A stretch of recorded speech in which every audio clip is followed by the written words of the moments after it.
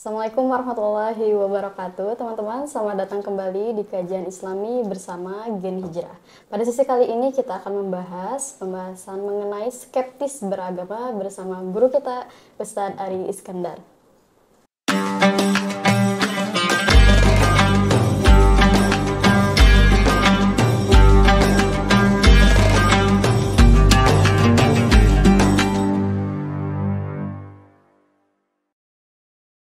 Ya, Assalamualaikum warahmatullahi wabarakatuh, Ustadz. Waalaikumsalam warahmatullahi wabarakatuh.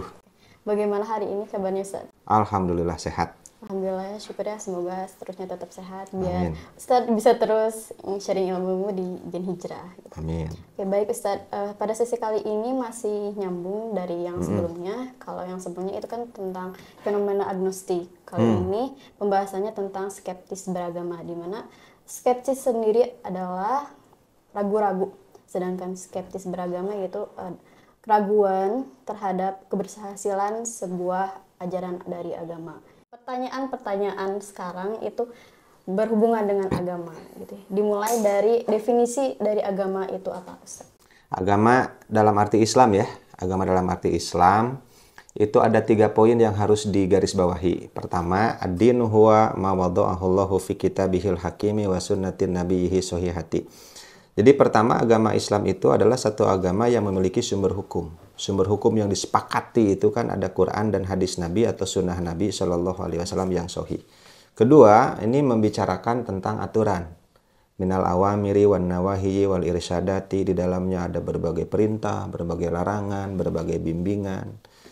Itu menunjukkan Islam tidak kosong dari aturan. Poin ketiga berbicara tentang tujuan atau dampak dari agama Islam itu diturunkan. Limaslahatil basyari dunyahum wa ukhrahum. Untuk kemaslahatan, keamanan, kenyamanan, keselamatan manusia itu sendiri, baik di dunia ataupun di akhirat. Nah, itu ta'rif agama. Tidak lepas dari 3 hal. 1, berbicara sumber hukum.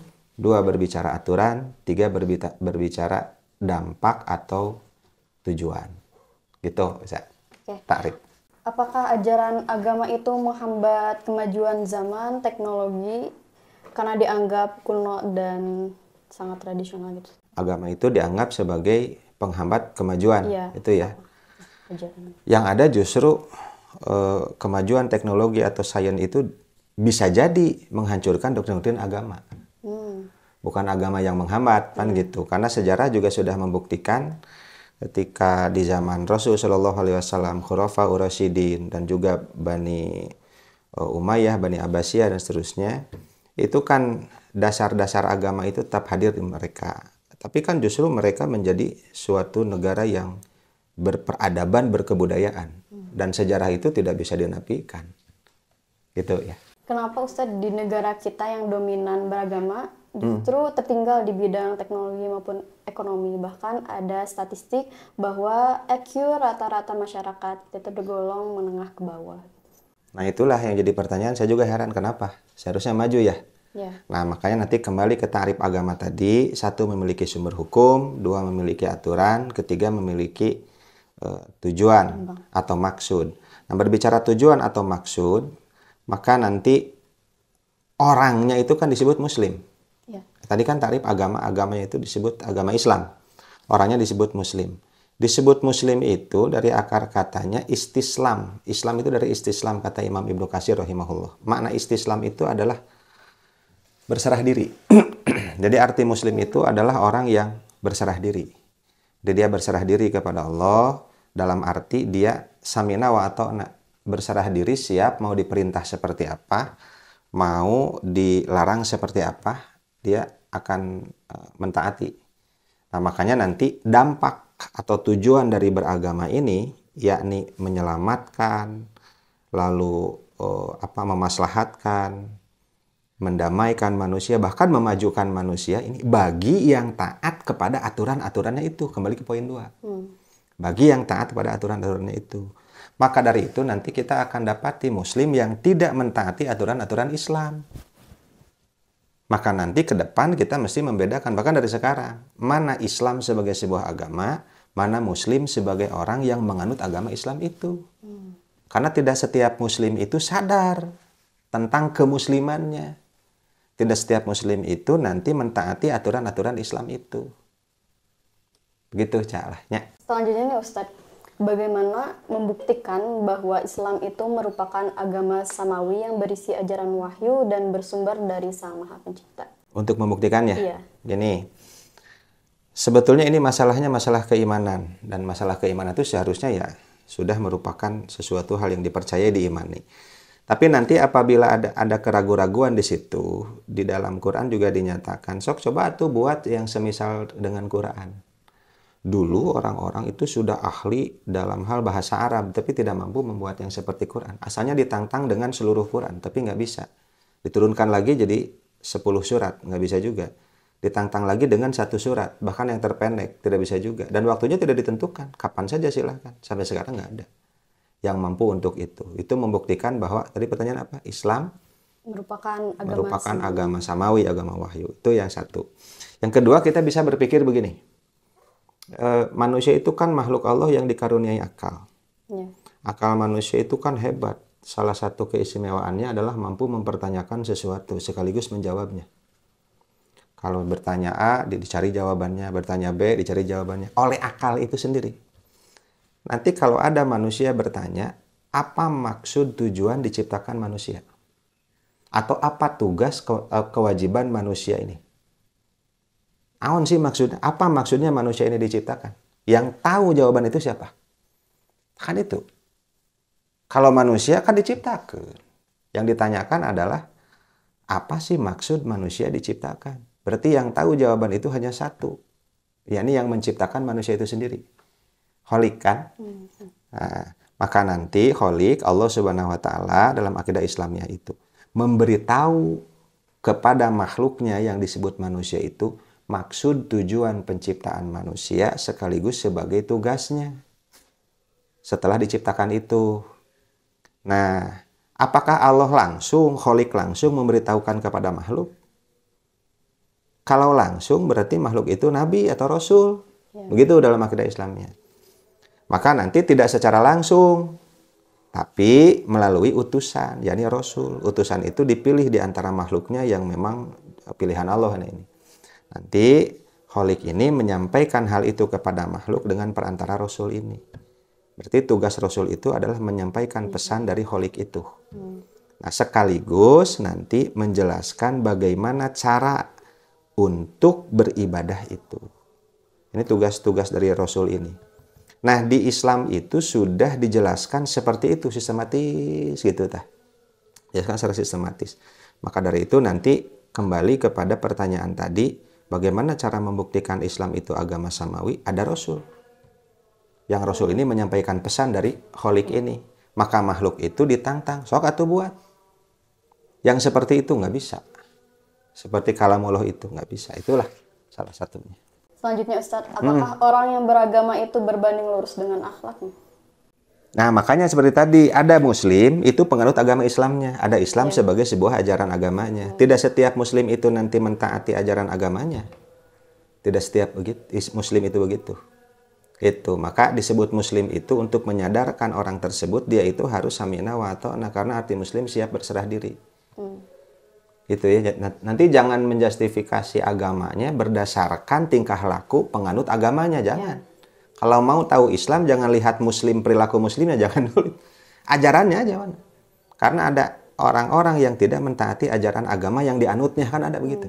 Nah, gitu. Selanjutnya Ustadz, bagaimana tanggapan Ustadz ketika terdapat seseorang yang asalnya beragama Islam, namun dia sering dizolimi oleh sesama muslim lainnya, sehingga membuat orang tersebut itu skeptis atau ragu terhadap keberhasilan ajaran Islam? Seharusnya tidak harus begitu. Ya, seharusnya tidak harus jadi skeptis ya. Tapi dah kumaha deui ya. Kalau sudah kejadiannya seperti itu. Ya, maka dari itu kumaha atunya. Makanya nih, ini ibrohnya ya. Pelajaran yang bisa kita petik. Kita ini harus pintar dalam bergaul. Teman atau sahabat itu harus milih. Jangan sampai kita salah pilih teman, salah pilih sahabat. Nantinya akan begitu. Dan dampaknya kan bukan hanya jadi skeptis. Dampaknya banyak begitu. Nah, itulah ibrohnya saja. Ya susah juga kalau jangan skeptis ya, orangnya sudah skeptis kok. Udah banyak didolimi lagi oleh teman-temannya. Ya kita ambil ibrohnya aja. Jadi memilih teman, memilih sahabat ya harus hati-hatilah gitu ya. Sok ngaraji hade nama gitu. Apakah skeptis terhadap ajaran agama Islam itu berpotensi menjadi murtad? Sebetulnya bukan hanya skeptis yang berpotensi menjadi murtad ya. Ajaran-ajaran yang kemarin agnostik juga ya. Juga sama. Maka nanti gini, saya terangkan singkatnya gini. Dari La ilaha illallah Muhammadun Rasulullah, di situ dulu ya. La ilaha illallah Muhammadun Rasulullah. Tentang la ilaha illallahnya dulu. Ini menurut Imam Ibnul Qayyim, hakikat tauhid itu. La ilaha illallah. Ada dua hal. Satu, la ilaha meniadakan. Dua, illallah menetapkan. Kalau hanya salah satu yang ada, itu bukan hakikat tauhid. Kalau hanya misalnya la ilaha, berhenti di situ, tidak ada ilah, ateis kesananya. Tapi kalau hanya sebatas illallah, menetapkan Allah itu ada, maka ini membuka lebar pintu Tuhan-Tuhan yang lain masuk di sana. Tapi kalau meragukan kedua-duanya, la ilaha diragukan, illallah diragukan, agnostik nanti empatnya. Nah, sementara nanti kalau tentang Muhammadun Rasulullah, nah ini berbicara syariat. Muhammadun Rasulullah berbicara syariat. Makanya siapapun yang meragukan, tidak percaya kepada Muhammadun Rasulullah yang nanti membawa syariat atau ajaran-ajaran Islam itu, maka dia itu nanti tidak termasuk kategori orang yang bertauhid sesuai syariat Muhammad Shallallahu Alaihi Wasallam. Berpotensi untuk murtad. Itu. Ya. Oke Ustadz, apakah lebih berat dosa yang murtad atau orang yang menyebabkan murtad? Ya kalau berbicara dosa jangan berbicara yang lebih berat. Semaksimal mungkin kita tinggalkan saja. Kalau berbicara dosa itu. Karena memang kalau nanti ada yang dikatakan ini lebih berat, ini ringan dosanya, apa mau dilakukan kan tidak juga ya. Pokoknya selama itu termasuk kategori dosa atau pelanggaran syariat, sebisa mungkin kita untuk menghindarinya. Karena nanti begini, ada hadis Nabi SAW, kalau nggak salah riwayat Imam Ahmad. Iyyakum wa muhaqqaratil dzunubi. Sabda beliau begini, hati-hati kalian terhadap dosa yang dianggap kecil. Fa innahunna yajtamina 'ala rajuli hatta yuhliknahu. Karena sesungguhnya yang kecil itu apabila berkumpul pada seseorang kan dia jadi besar. Dan kebakaran itu kan tidak langsung besar apinya, kecil juga ya. Nah gitulah. Jadi kalau tidak usah berbicara dosa besar dosa kecil, kalaulah kita tahu itu dosa tinggalkan saja. Itu ya. Bagaimanakah cara menyampaikan dakwah yang baik Ustaz terhadap orang-orang tadi yang skeptis? Apakah cukup dengan lisan saja? Ya, dakwah mah bisa dengan berbagai cara, bisa dengan bil lisan, ya, bisa dengan bil hal, dengan perbuatan, bisa dengan bil kitabah, dengan tulisan, bisa juga di medsos gitu. Bisa juga sambil ngopi, bisa juga sambil ngaliwat, pokoknya dakwah mah kudu jalan weh gitu ya. Tidak harus formal lah, no penting ngobrol, ngobrol sambil ngopi juga. Itu insya Allah dapat ilmu gitu. Kumaha we carana dakwah mah. Selanjutnya Ustadz, apabila terdapat seseorang yang percaya dengan keberadaan Tuhan tapi meragukan ajaran atau aturan agamanya, apakah termasuk kafir atau murtad? Iya, makanya nanti kalau tentang la ilaha illallahnya ini merupakan slogan jargon dakwah Nabi dan Rasul dari awal sampai akhir. Kalau berbicara tentang syariatnya bisa beda-beda kan. Ada syariat Nabi Adam bagaimana, syariat Nabi Nuh bagaimana, Nabi Ibrahim, Nabi Musa, Nabi Isa, sampai Khatamul Anbiya wal Mursalin ditutup oleh Muhammad Rasulullah Shallallahu Alaihi Wasallam, maka syariatnya yang berlaku dan yang diterima adalah syariat Muhammad Shallallahu Alaihi Wasallam. Dari situ kita mengenal syahadatain, asyhadu alla ilaha illallah wa asyhadu anna Muhammadan Rasulullah. Yang tidak meyakini itu maka kafir, itu saja. Kalaulah dia meyakini asyhadu alla ilaha illallah tapi tidak meyakini Muhammadun Rasulullah, kafir juga. Karena mau syariat mana yang dia lakukan. Sementara yang berlaku dan yang masih berlaku sampai akhir zaman adalah syariat yang dibawa oleh Muhammad Shallallahu Alaihi Wasallam. Itu makna syahadatain itu begitu. Makanya kalaulah ada orang-orang Yahudi yang meyakini la ilaha illallah, tidak meyakini Muhammadun Rasulullah, sesat. Ada orang Kristen, misalnya nih, kalau dia meyakini la ilaha illallah, tidak meyakini Muhammadun Rasulullah, sesat.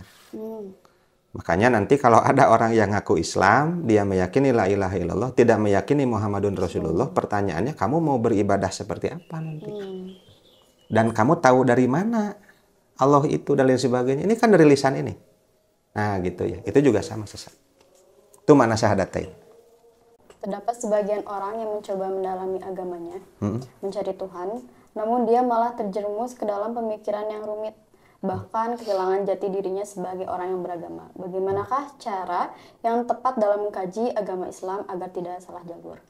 Oke, padahal dia mengkaji ya, Iya. orang Islam. Begini, nah makanya ini pentingnya posisi doa. Pentingnya posisi doa sebelum melakukan aktivitas apapun. Di hadis riwayat Imam Abu Daud misalnya, sabda Nabi Shallallahu Alaihi Wasallam itu mencontohkan beliau, ketika doa akan keluar rumah itu Bismillah tawakkaltu 'alallah la haula wala quwata illa billah. Ada juga hadis yang lain, kullu amrin dzibalin la yubda'u fihi bi bismillahirrahmanirrahim aqta. Meskipun hadis ini dhaif jika sendiri, tapi karena ada banyak jalan, nanti di musola hadis kajiannya, maka hadis itu bisa dipakai. Setiap perkara yang tidak diawali dengan bismillah, maksudnya dengan nama Allah, maka dia terputus, maksudnya terputus dari rahmat Allah. Karena dari itu, dalam aktivitas apapun sebagai muslim, berdoa dulu karena Nabi SAW contohkan. Begitupun ketika mengkaji atau melakukan kajian. Sok ngadoa heula. Jadi tenang dulu, santai dulu, berikan waktu jeda sekitar beberapa menit lah dia khusus untuk berdoa. Misal berdoanya Robbi zidni ilman warzuqni fahman, atau Allahumma zidna imanan wa yakinan wa fikhan, atau Allahumma yasir wa la tu'asir, Allahumma yasir umurona. Diregepkeun itu ya, ini namanya apa? Dihayati gitu doa itu teh ya. Kita benar-benar meminta perlindungan kepada Allah. Makanya di dalam tiap salat juga kita baca Al-Fatihah, atau di luar salat ada A'udzubillahi minasyaitonirrajim, ihdinas syiratal mustaqim. Itu kan selalu kita ulang-ulang. Ya Allah, tunjukilah kami jalan yang lurus. Bukan berarti kita belum lurus. Ada orang yang bilang belum lurus karena masih meminta kepada Allah jalan yang lurus. Bukan, sudah lurus.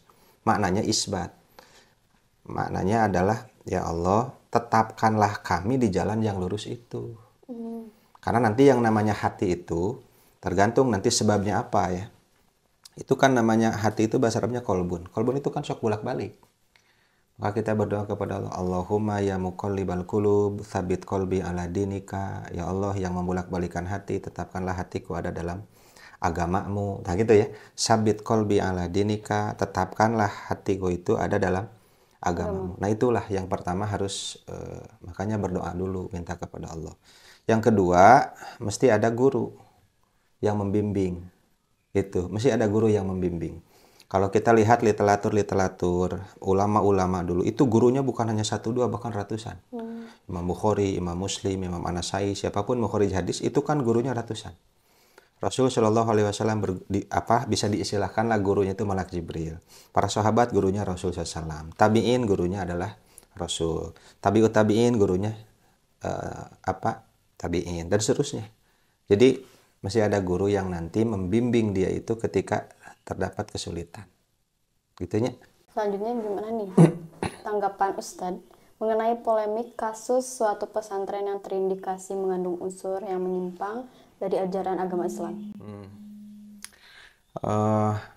Ya kalau memang ada unsur-unsur kesesatan di situ, apalagi diungkapnya ini oleh para ahli, misalnya sekelas kita di MUI atau ormas-ormas Islam yang memang besar, ulama-ulama, guru-guru kita di sana, ya hindari itu. Di sana setidaknya ada lampu kuning lah, hindari aja. Kan banyak pesantren-pesantren yang tidak berpolemik itu, ya, yang tidak dianggap penyimpangan banyak lah. Jadi jangan terfokus pada hanya itu saja. Dan juga nanti jangan diuniversalkan cara berpikirnya. Oh berarti semua pesantren itu juga gitu, ya sesat juga berpikirnya. Gitu. Masih banyak pesantren-pesantren yang lain. Kok kenapa mesti namaksakeun ke pesantren eta gitu? Yang sudah jelas-jelas ditanggapi oleh para ulama-ulama kita itu disinyalir atau ada indikasi kesesatan di situ. Nyentong atuh. Tindakan preventif lah setidaknya. Wah banyak pesantren lain. Selanjutnya, Ustaz, fatwa yang simpang siur menjadikan seorang skeptis terhadap ajaran agamanya. Bagaimana tanggapan Ustadz tentang fatwa atau doktrin di dalam ajaran Islam? Ya sebetulnya setiap ajaran agama itu pasti mengandung doktrin. Tidak ada yang tidak mengandung doktrin. Setiap ajaran agama pasti mengandung doktrin, termasuk Islam. Makanya saya nyatakan akidah Islamiyah atau tauhid itu juga bisa dikatakan doktrin. Gitu kan? Ya. Jadi kalau berbicara doktrin pasti ada. Bahkan di luar agama doktrin itu selalu ada juga. Mau dalam berbicara ilmu apapun kan suka ada aja doktrin itu. Nah tadi apa pertanyaannya? Bagaimana tanggapan? Tentang perbedaan fatwa-fatwa ini. Ya, Ini ya sedikit bicara nih singkat. Kalau saya melakukan kajian di satu tempat, biasanya kajian ibu-ibu. Kalau ada saja tanya jawab, bertanya tuh. Ada yang nanya itu begini cenah Kang Ustadz, pertanyaannya satu. Ditanyakan kepada Ustadz ini jawabannya A. Tanyakan kepada Ustadz yang lain jawabannya B. Tanyakan kepada yang lain jawabannya C. Jadi cenah abi teh lieur cenah itu kan gitu ya. Pusing jadi yang mana yang benar, bingung. Maka saya jawab waktu itu. Satu, di Quran Allah Subhanahu wa taala berfirman, "Man jahada fina lanahdiyannahum subulana." Siapa yang bersungguh-sungguh di jalan kami, maka kami akan memberikan kepada mereka itu petunjuk-petunjuk kami. Jadi sok saja sing getol, sungguh-sungguh, sing ikhlas dalam talabul ilmi. Nanti juga Allah akan memberikan solusi-solusi bagi problematika kehidupan, termasuk masalah bingung tadi. Asal sungguh-sungguh aja dulu. Itu jaminan Allahnya di situ. Kedua, saya kemudian jawab, kalau memang kita merasa bingung, pusing dengan berbagai macam pendapat atau fatwa ulama ini, kalau kita berhenti di situ, maka kita dapat kabingung, dapat kapusing. Maka dari itu saya bilang, teruskan kajiannya, sing ikhlas. Karena Allah berjanji, man jahada fina lanahdiyannahum subulana. Barang siapa yang bersungguh-sungguh di jalan kami akan berikan subulana, jalan-jalan kami. Sok sing sungguh-sungguh. Mungkin kita kepenak. Nanti ke depan juga akan ketemu. Insya Allah begitu. Itu janji Allahnya begitu. Kalau berhenti saat itu, ya dia berhenti dalam kebingungan, dalam keraguan, dan seterusnya. Teruskan. Maka ragu-ragu itu bukan sesuatu hal yang mesti dipelihara, apalagi diabadikan, apalagi dijadikan sebagai suatu isme. Dengan skeptisismenya, bukan. Dan dekat saja, itu mempergunakan keraguan-raguan itu kan sebagai suatu dasar untuk memperoleh pengetahuan yang pasti. Jadi dia tidak menjadikan keraguan-raguan itu sebagai suatu yang dipelihara, apalagi jadi isme, enggak. Kenapa? Sebab orang yang ragu-ragu apakah terhadap agama, terhadap Tuhannya, terhadap syariatnya, dan lain sebagainya, maka itu kan apa bahasan tema besar kita teh? Skeptisisme. Skeptis itu kan meragukan segala sesuatu. Tapi bisakah dia meragukan dia sedang ragu? Mesti ada suatu hal yang diyakini sebagai pijakan. Makanya itu nanti bukan untuk dipelihara keraguan-raguan itu ya. Kalau ada berbagai macam fatwa, teruskan ngaji, teruskan konsultasi. Nanti Allah akan berikan jalan-jalan itu kalau memang kita ikhlas. Itulah ya singkatnya. Selanjutnya Ustadz masih tanggapan. Bagaimana tanggapan Ustadz terhadap seorang yang membanding-bandingkan berbagai ajaran agama dikarenakan dia ragu terhadap ajaran agama sebelumnya? Ini secara singkat saja. Akal manusia itu memang kerjanya membanding-bandingkan. Akal itu. Jadi yang ini dibandingkan dengan ini, maka mana yang lebih besar, mana yang lebih kecil, mana yang lebih berkualitas, mana yang tidak. Kan gitu, membanding-bandingkan akal manusia itu. Makanya nanti gini, ini sedikit ngedongeng ya. Boleh. Kalau seseorang itu misalnya mencintai orang lain, lalu kemudian dia itu masih mempergunakan konsep perbandingan. Gitu ya. Ini adalah cara gampang.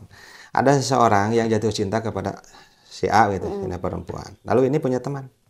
Ditanya, mana katanya yang kamu cintai itu? Itu, coba ditunjuk perempuan. Oh itu. Lalu ada perempuan yang lain yang lewat kan? Dia tanya, coba cantik mana dengan itu? Artis ditunjuk nanti deh. Aduh, itu yang gelis itu, cenderung artis kan gitu ya. Nah, coba kaya mana dengan yang lain kan gitu. Aduh, itu nyanya tuh, itu mah orang kaya, yang saya cintai mah ya biasa-biasa saja, ya kaya itu. Coba pintar mana dengan si Anu, yang ditunjuk lagi yang pintar ini lah dosen ada Ipan gitu. Itu dia pintar dosen cuma. Lalu orang ini nanya, apa kami masih tetap mencintainya? Anger saya mah cinta. Itu cinta itu sudah tidak melibatkan akal lagi. Tapi si penanya ini bertanya mempergunakan akalnya. Jadi akal manusia itu mencoba membandingkan sesuatu dengan sesuatu yang lain. Wajar, manusia punya akal. Maka memperbandingkan satu agama dengan agama yang lain di satu sisi merupakan satu kewajaran. Tapi ketika memperbandingkan satu agama dengan agama yang lain, dasarnya adalah skeptis, masalahnya di dasar itu. Masalahnya di dasar itu. Gitu. Jadi kita mau memperbandingkan, ada ilmu perbandingan agama. Ilmu agama itu dibanding-banding. Bukan berarti yang membandingkan agama itu atau yang mempelajari perbandingan agama itu orang ini skeptis, bukan kan? Dia berakidah. Dia orang Islam. Dan yakin dengan la ilaha illallah Muhammadun Rasulullah-nya. Gitu. Dasarnya yang masalah, bukan memperbandingkannya. Ya. Bahkan memperbandingkan ini nanti masuk dalam kategori ilmiah kan, namanya itu apa tuh? Namanya teh komparasi. Studi komparatif. Di S2 kan gitu ya, studi komparatif. S3 nanti kritis. Itu kan studi komparasi, dibanding-banding gitu. Adalah itu ya, segitu hela lah. Apakah lebih baik beriman terlebih dahulu kemudian mengkajinya, atau kebalikannya mengkaji dulu kemudian beriman? Ya, beriman dulu kemudian mengkaji, Mengkaji. atau mengkaji dulu kemudian Beriman. Sebetulnya kita nggak punya pilihan. Sebetulnya kita nggak punya pilihan. Karena kita ini sudah beriman terlebih dahulu. Tinggal mengkajinya. Dan kita tidak milih dulu ini, enggak. Tapi sudah ditetapkan oleh Allah begitu. Di apa tuh? Surah 7 Al-A'raf 172. Itu kan Allah berfirman, wa idz akhadha rabbuka min bani adama min dzuhurihim dzurriyyatahum wa asyhadahum ala anfusihim alastu bi rabbikum. Ingatlah ketika Allah mengambil anak turunan Adam itu dari sulbi mereka. Sulbi tulang punggung. Laki-laki ya, kalau perempuan itu dari at-taraib di Quran surah at-tariq. Taraib itu tulang dada bagian atas. Itu di situ cikal bakal manusia itu. Nah, nanti sebelum Allah ciptakan ke alam dunia ini, semua manusia itu sudah diambil kesaksiannya. Alastu bi rabbikum, bukankah aku ini Rabb kalian? Qalu bala syahidna, semuanya menjawab, ya, kami syahidna, bersyahadat, kami meyakini. Itu sudah dari dulu. Kemudian si tauhid ini, tauhid rububiyah ini masih ada bertahan dalam rahim ibu. Kemudian ketika lahir ke alam dunia, si bayi ini dalam kondisi tauhid atau muslim itu. Makanya sabda Nabi Shallallahu Alaihi Wasallam di mana tuh? Bukhari atau Muslim? Kullu mauludin yuladu alal fitrah. Setiap bayi yang dilahirkan terlahir dalam keadaan fitrah, suci, bersih batinnya, hatinya dari berbagai macam parasit akidah semacam syirik dan lain sebagainya. Jadi masih tetap bertahan. Hanya nanti ketika anak ini tumbuh berkembang sebelum dewasa, fa'abawahu yuhawidanihi au yunasironihi au yumajisanihi. Abun itu bisa ibu bapak atau lingkungannya. Nah, ini yang disebut setan ini nanti. Yang mampu menyimpangkan anak itu menjadi Yahudi, menjadi Kristen, menjadi Majusi dan lain sebagainya. Nah, ini yang disebut setan di sini. Nah, maka kita ini sebetulnya tidak punya pilihan apakah iman dulu kemudian meneliti, mengkaji, atau mengkaji dulu kemudian beriman. Karena kita sudah beriman, tinggal kita mengkajinya. Jadi pertanyaannya begini, memang Ica ingat nggak kita ini sudah bersaksi, bersyahadat di hadapan Allah? Alastu bi rabbikum qalu bala syahidna, ingat nggak? Enggak. Tim kreatif ingat tuh? Jangankan itu, di usia 0 sampai 5 tahun saja ingatan kita terbatas secara memori. Paling lu ingat 1 2. Kata lu ingat. Di usia 5 sampai 10 tahun itu juga ingatan memori kita juga masih terbatas, kecuali kita punya dokumentasi. Apalagi ini sebelum dilahirkannya. Makanya nanti ini masalahnya bukan ingat atau tidak ingat. Yakin atau tidak yakin, itu saja. Misalnya kembali ke keimanan, ke tauhid tadi. Yakin atau tidak yakin, seperti itu. Jadi kalau pertanyaan itu dijawab dengan akidah Islamiyah, maka dengan keimanan, maka kita tidak punya pilihan. Karena kita sudah iman, tinggal kita menelitinya. Baik. Selanjutnya Ustadz, apakah petunjuk tentang kebenaran itu harus dicari atau menunggu hidayah datang? Menunggu hidayah datang atau dicari? Iya. Gini ya, ini pertanyaan itu berkisar tentang hidayah. Maka saya terangkan singkatnya gini.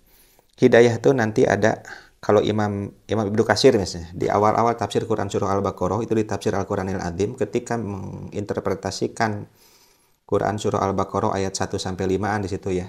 Hudan lil muttaqin itu. Al-Baqarah ayat berapa? 2 ya. Bisa dibuka di Ibnu Katsir. Nanti ada hidayah itu, di sana diungkap ada hidayatul imaniyah atau hidayatul taufik. Disebutnya hidayatul imaniyah istilah Ibnu Katsir.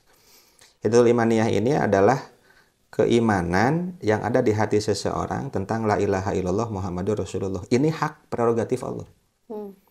Tidak ada makhluk pun yang bisa memberikan hidayah semacam ini. Sampai sekelas Rasulullah Shallallahu Alaihi Wasallam pun tidak. Apakah Rasulullah Shallallahu Alaihi Wasallam, apakah Rasulullah Nuh kepada Kanan, nggak bisa. Apakah Rasulullah Ibrahim kepada ayahnya Azar, nggak bisa. Rasul Shallallahu Alaihi Wasallam kepada pamannya Abu Thalib kan nggak bisa. Gitu. Ini hak prerogatif Allah. Kok kenapa begitu ya? Innallaha ala kulli syai'in qadir. Allah itu terhadap segala sesuatunya berkuasa. Mau dikritik, mau tidak, mau dipertanyakan, mau tidak, itu bukan apa-apa karena Allah Maha Kuasa. Mau kuasa kan kuasa saya. Itu namanya kuasa. Lalu kedua disebut ada hidayah, dalam arti hidayah itu hidayah al-bayan wal irsyad wad dalalah. Hidayah dalam arti penjelasan, bimbingan. Nah, ini siapapun bisa, termasuk Rasul Shallallahu Alaihi Wasallam. Makanya Rasulullah Musa alaihissalam itu memberikan hidayah kepada Fir'aun, laknatullah. Di Quran surah apa? An-Nazi'at ya. Wa ahdiyaka ila rabbika fatakhsha. Aku akan memberi hidayah engkau Fir'aun menuju kepada Rabbmu, yakni Allah, fatakhsha, maka engkau akibatnya nanti akan takut kepada Allah. Kok Musa memberi hidayah? Hidayah mana? Kok Fir'aunnya tidak masuk Islam kan? Maksud hidayah di sini adalah aku akan al-bayan wal irsyad, menerangkan sejelas-jelasnya dan membimbingmu kepada Allah itu. Nanti terserah Allah memberikan hidayah imaniyah atau tidak. Aku hanya bisa memberikan hidayah dalam arti al-bayan wal irsyad, penjelasan. Makanya Rasul Shallallahu Alaihi Wasallam tugasnya dibatasi untuk memberikan hidayah dalam arti al-bayan. Innama alaikal balagul mubin. Tugasmu hanya sebatas menyampaikan yang jelas, bayan. Maka nanti Nabi konsentrasinya disampaikan, sampaikan, dakwahkan, diterima atau tidak, itu sudah bukan urusan kita. Sebagaimana pernah dibahas kan, kita ini bukan tidak bisa mengimankan seseorang, mengilmukan seseorang, juga nggak bisa. Nah, makanya nanti pertanyaannya, tadi itu apa? Hidayah ini dicari atau menunggu kan gitu.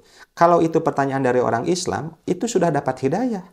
Hidayah apa? Hidayah imaniyah itu. Tinggal kita mengkajinya, karena al-bayan itu nanti bisa cari guru yang menjelaskan atau menelaah Quran dan Sunnah. Itu hidayah. Karena Quran juga disebut hidayah. Apa Quran bisa mengislamkan seseorang? Apa setiap orang yang baca Quran masuk Islam? Tidak kan? Meskipun ada yang seperti itu. Tapi tidak setiap orang yang baca Quran itu masuk Islam. Menunjukkan Quran ini bukan hidayah imaniyah, bukan.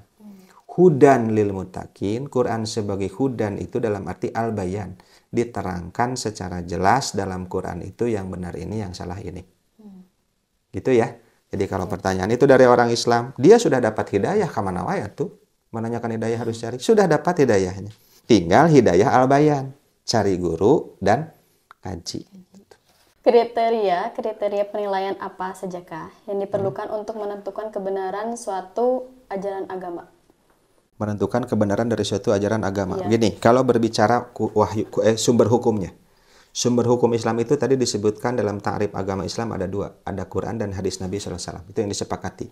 Kalau tentang Qurannya, tidak usahlah lagi kita meragukannya, kita harus yakin. Itu merupakan sesuatu hal yang benar. Itu sudah harus diyakini. Nah, tapi nanti kalau tentang hadis Nabinya atau sunnah Nabi SAW, maka nanti ada perangkatnya untuk membedakan mana yang hoax, mana yang bukan.